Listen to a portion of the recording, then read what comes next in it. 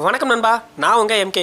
இன்றைக்கி இந்த வீடியோவில் ஒரு மல்டி ஃபங்க்ஷனல் ஒர்க் ஆகக்கூடிய எல்இடி ஃபாக் லைட்டை பற்றி தான் பார்க்க போகிறோம். அதாவது டிஃப்ரெண்ட்டாக நிறையா டைப்பில் ஒர்க் ஆகக்கூடிய எல்இடி ஃபாக் லைட்டை எப்படி ஃபிக்ஸ் பண்ணலாம் அப்படிங்கிறத பற்றி பார்க்க போகிறோம். அதுக்கு முன்னாடி நம்ம சேனலை சப்ஸ்கிரைப் பண்ணாதவங்க பண்ணிருங்க. வாங்க எப்படின்னு பார்க்கலாம்.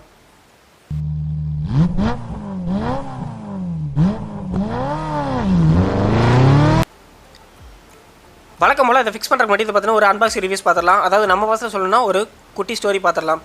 இது வந்து பார்த்தீங்கன்னா HG அப்படிங்கிற பிராண்டோடையது 27 வாட்ஸ் ப்ரொடியூஸ் பண்ணக்கூடியது. 27 வாட்ஸ் அப்படிங்கிறப்ப நல்ல பவராகவே இருக்கும். இதோட ஸ்பெஷலே வந்து பார்த்தீங்கன்னா மல்டி மோட்ஸில் ஒர்க் ஆகும். ஸோ எல்லோவில் ஒர்க் ஆகும், ஒயிட்டில் ஒர்க் ஆகும், ஃப்ளாஷர் மோட் இருக்குது, அந்த மாதிரி நிறைய மோட்ஸ் இருக்குது. கூடவே சில அசசரிஸ் கொடுத்துருக்காங்க. அது என்ன அப்படிங்கிறத பின்னாடி பார்க்கலாம். ஃபஸ்ட்டு லைட்டோட லுக்கை பற்றி பார்த்துடலாம். லுக் வைத்தில் பார்த்தீங்கன்னா ரொம்பவே கிளியராக இருக்கும். பேக் சைடில் பார்த்தீங்கன்னா விங்ஸ் மாதிரி ஒரு டைப்பில் கொடுத்துருக்காங்க. இந்த விங்ஸ் மாதிரி டைப் எதுக்கு யூஸ் ஆகும் அப்படின்னா உள்ளே வந்து காற்று நல்லா போகிறதுனால அதிகப்படியாக ஹீட் ஆகாது. இதோட பாடி வந்து பார்த்தீங்கன்னா அலுமினியம் கலந்து ஒரு அலாயில் பண்ணியிருப்பாங்க. அந்த அலுமினியம் பாடி அப்படிங்கிறதுனால ரொம்பவே ஸ்ட்ராங்காக இருக்கும். ஈஸியாக உடையக்கூடிய பொருள் இல்லை. மேலே பார்த்தீங்கன்னா கேப் மாதிரி ஒரு ஸ்டைல் கொடுத்துருப்பாங்க. ஸோ இது வந்து லைட்டை வந்து இன்னும் கொஞ்சம் அதிகமாக அழகாக எக்ஸ்ட்ரா கொடுத்த அக்சசரிஸ் என்ன அப்படின்னா உள்ளே வந்து ஒரு யூ கிளாம்பும் ஒரு போல்டன் நட்டும் கொடுத்துருப்பாங்க. எதுக்கு இந்த யூ கிளாம்ப் கொடுத்துருக்காங்க அப்படின்னா இந்த யூ கிளாம்பில் வந்து லைட்டை சீட்டிங் பண்ணிட்டீங்க அப்படின்னா மேலே கீழே அட்ஜஸ்ட் பண்ண முடியும். அந்த அட்ஜஸ்ட் பண்ணுறதுனால லைட்டோட வெளிச்சத்தை வந்து பக்கத்துலையும் இல்லை தூரமாகவும் நம்மளால் அட்ஜஸ்ட் பண்ண முடியும். நிறைய லைட்டில் இது கொடுக்குறதில்ல. இந்த லைட்டில் இந்த மாதிரி சீட்டிங் பண்ணிட்டீங்க அப்படின்னா பண்ணிவிட்டு போல்டன் நட்டை போட்டிங்க அப்படின்னா மேலே கீழே அட்ஜஸ்ட் பண்ணுறது மூலமாக லைட்டோட வெளிச்சத்தை பக்கமாக இல்லை தூரமாகவும் அட்ஜஸ்ட் பண்ண முடியும். அது வந்து ஒரு நல்ல விஷயம் அப்படின்னே சொல்லலாம். ஓகே, இதை வந்து நம்ம பைக்கில் ஃபிக்ஸ் பண்ணிக்கலாம். எல்லா எல்இடியுமே ஏசி சப்ளையில் ஒர்க் ஆகாது, டிசியில் தான் ஒர்க் ஆகும் அப்படிங்கிறது நம்ம எல்லாத்துக்குமே தெரியும். ஸோ அந்த டிசி சப்ளையில் கனெக்ட் பண்ணுறதுக்காக சில ஒயரிங் கனெக்ஷன் பண்ணணும். அதுக்காக பைக்குடைய மாஸ்க்கை வந்து நம்ம ஃபஸ்ட்டு ரிமூவ் பண்ணுறோம். அதுக்கு வந்து இங்கிட்ட ஒரு போல்ட்டு அங்கிட்ட ஒரு போல்ட்டுன்னு சொல்லிட்டு 2 போல்ட் கொடுத்துருப்பாங்க. ஸோ அதை ரெண்டையும் நம்ம ஃபஸ்ட்டு ரிமூவ் பண்ண வேண்டியிருக்கும்.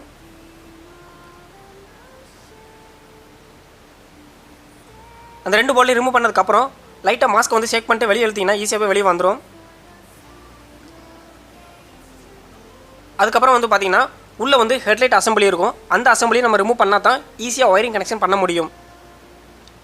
அதுக்கு முன்னாடி இந்த ஒயரெல்லாம் டிஸ்டர்பன்ஸாக இருக்குது அப்படின்னா எல்லாமே அன்பிளாக் பண்ணிடுங்க. உங்களுக்கு ப்ராப்பராக தெரியும்னா விட்டுருங்க, இல்லைனா ஒரு ஃபோட்டோஸோ வீடியோஸோ எடுத்து வச்சுங்க. ஸோ அந்த ஹெட்லைட் அசம்பிளி ரிமூவ் பண்ணுறதுக்கும் இங்கிட்ட ஒரு போல்ட்டு அங்கிட்ட ஒரு போல்ட் இருக்கும். அதையும் நீங்கள் ரிமூவ் பண்ண வேண்டியிருக்கும். ஓகே, ரிமூவ் பண்ணுறப்பெல்லாம் இந்த மாஸ்க்லாம் டிஸ்டர்பன்ஸாக இருக்குது அப்படின்னா அதில் இருக்கிற இந்த ஒயரிங்லாம் ரிமூவ் பண்ணி அன்பிளாக் பண்ணிடுங்க. இண்டிகேட்டரோட ஒயரு எல்லா ஒயரையும் ஒரு ஃபோட்டோஸோ ஏதோ ஒரு கிளாரிட்டிக்காக எடுத்து வச்சுக்கோங்க. அதுக்கப்புறம் ஹெட்லைட் அசம்பிளியும் நீங்கள் ரிமூவ் பண்ணிடுங்க. ஹெட்லைட் அசம்பிளி ரிமூவ் பண்ணதுக்கப்புறம் மெயினாக வந்து பார்த்தீங்கன்னா அதுலேயும் வந்து ஹெட்லைட்டோட மெயின் ப்ளக் ஒன்று இருக்கும். அதுக்கப்புறம் பார்க்கிங்கோட பல்பில் 2 ஒயர் இருக்கும். அதையும் நீங்கள் ப்ளக்கை ரிமூவ் பண்ண வேண்டியிருக்கும். அதையும் நீங்கள் ப்ராப்பராக என்னென்ன கலர் அப்படிங்கிறத தெளிவாக பார்த்து வச்சுக்கோங்க.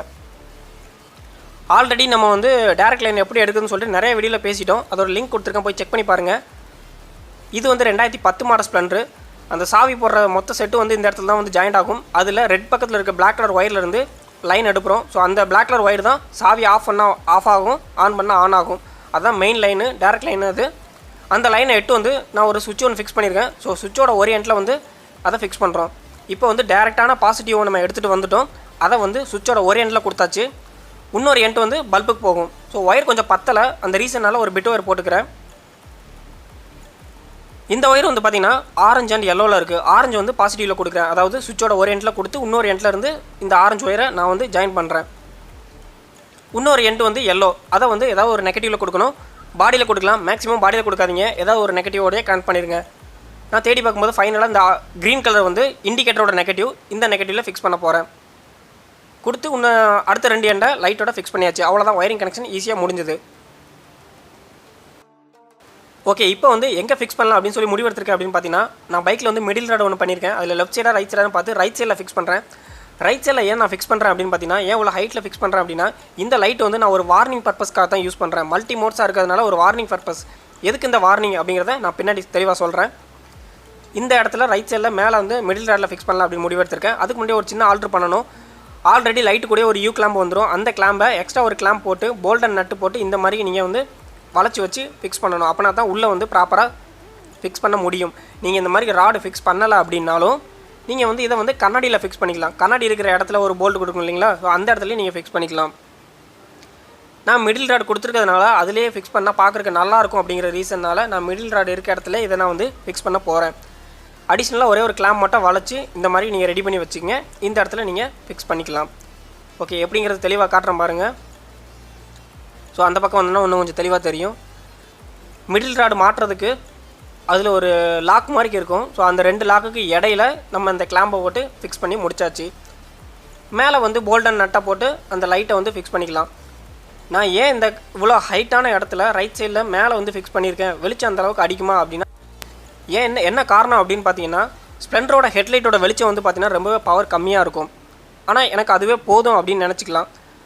இருந்தாலும் ஆப்போசிட்டில் வர்ற வண்டியோட வெளிச்சம் வந்து அதிகமாக இருந்துச்சுன்னா நம்மளோட வெளிச்சம் வந்து தெரியாது. அவங்க வந்து லோ பீம் அடிக்க சொல்லி எவ்வளோ கால் பண்ணாலும், டிம் அண்ட் பிரைட் அடித்தாலும், ஹெட்லைட்டே ஆஃப் பண்ணால் கூட அவங்க ரெஸ்பான்ஸ் பண்ணுறதில்ல. பர்டிகுலராக பார்த்தீங்கன்னா ஆக்டிவாலாம் எதுக்கு ஒயிட் கலர் எல்இடி கொடுத்தாங்கன்னே தெரியல. அதோட பவர்லாம் அந்த அளவுக்கு இருக்குது. ஸோ இந்த மாதிரி ஒரு வார்னிங்காக தான் நான் அதை யூஸ் பண்ணுறேன். எல்இடி லைட்டை எப்போதும் தேவையில்லாமல் அடுத்தவங்களை டிஸ்டர்ப் பண்ணுற மாதிரி யூஸ் பண்ணாதீங்க. லோ பீம் அடித்து நீங்கள் ப்ராப்பரான ரூல்ஸை ஃபாலோ பண்ணுங்கள். இது ஜஸ்ட் ஒரு வார்னிங்காக தான். நிறைய மல்டி மோட்ஸில் ஒர்க் ஆகும். அந்த மாதிரி வார்னிங் பண்ணுறக்காக தான் அந்த லைட்டை வந்து நான் வந்து யூஸ் பண்ணுறேன். ஒன்ஸ் இந்த லைட்டை ஆன் பண்ணும்போது ஒயிட் கலரில் எரியும். ஆஃப் பண்ணிட்டு ஆன் பண்ணிங்கன்னா எல்லோ கலரில் எரியும். மறுபடியும் ஆஃப் பண்ணிட்டு ஆன் பண்ணிங்கன்னா ஒயிட்டும் எல்லோவும் மிக்சிங்கில் எரியும். அதுக்கப்புறம் ஆஃப் பண்ணிட்டு ஆன் பண்ணிங்கன்னா ஃப்ளாஷர் மோடில் எரியும். மறுபடியும் ஆஃப் பண்ணிட்டு ஆன் பண்ணிங்கன்னா ஒயிட் எல்லோ மிக்சிங் ஃப்ளாஷில் எரியும். இந்த மாதிரி மல்டி மோட்ஸில் எரியும். இது வந்து ஆப்போசிட்டில் வர்றவங்களுக்கு ஒரு வார்னிங்காக தான் நான் வந்து யூஸ் பண்ணுவேன். அதையும் மீறி அவங்க டிம் அடிக்கலைன்னா அவ்வளோதான். அதுக்கப்புறம் அவங்களுக்கு என்ன நடக்குங்கிறது வேறு மாதிரி ஆயிரும். இந்த மாதிரி ஒரு வார்னிங் பர்பஸ் தான் யூஸ் பண்ணுறேன். இந்த லைட் எல்லாத்துக்குமே யூஸ் பண்ணிக்கலாம். எல்லோ கலர்லாம் போட்டிங்கன்னா ஒரு ஹில் ஸ்டேஷன்லலாம் வந்து பார்த்திங்கன்னா இன்னும் கொஞ்சம் நல்லாயிருக்கும்.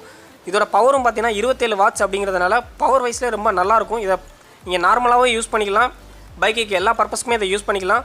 மேக்ஸிமம் மற்றவங்களை டிஸ்டர்ப் பண்ணுற மாதிரிக்கு லைட்டை வந்து யூஸ் பண்ணாதீங்க அப்படிங்கிறது தான் என்னோட ஒரு வேண்டுகோள். ஓகே, இதோட நைட் விசிபிள் எப்படி இருக்குது அப்படிங்கிறத பார்க்கலாம்.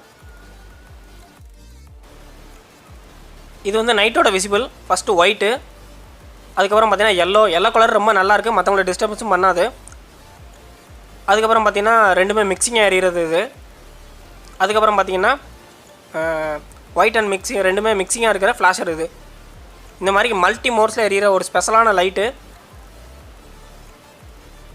9 LED 27 வாட்ஸ் நல்ல பவராகவே இருக்கும்.